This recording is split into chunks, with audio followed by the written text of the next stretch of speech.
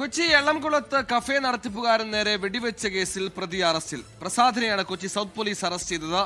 ഉന്നം പിഴച്ചതിനാൽ കടയുടമ രക്ഷപ്പെടുകയായിരുന്നു. വാടകയുമായി ബന്ധപ്പെട്ട തർക്കമാണ് വെടിവെപ്പിലേക്ക് കാര്യങ്ങൾ എത്തിച്ചതെന്നാണ് പോലീസ് അന്വേഷണത്തിൽ കണ്ടെത്തിയത്.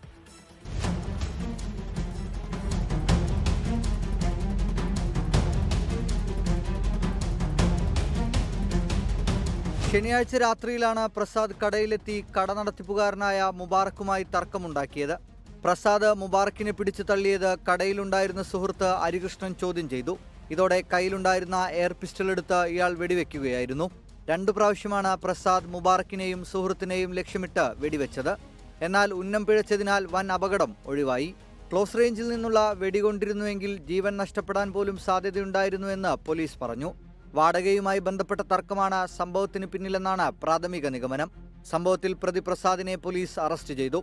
2011-ൽ സ്ത്രീത്വത്തെ അപമാനിച്ചതിന് സെൻട്രൽ പോലീസ് രജിസ്റ്റർ ചെയ്ത കേസിലെ പ്രതി കൂടിയാണ് പ്രസാദ്. 24 കൊച്ചി. ലോകത്തെവിടെയായാലും ഏത് സമയത്തും 24 വാർത്തകളും ഓഗ്മെന്റഡ് റിയാലിറ്റി പാക്കേജുകളും എക്സ്പ്ലെയിനറുകളും വിശദമായി കാണാൻ ഞങ്ങളുടെ യൂട്യൂബ് ചാനൽ നിങ്ങൾക്ക് സബ്സ്ക്രൈബ് ചെയ്യാം.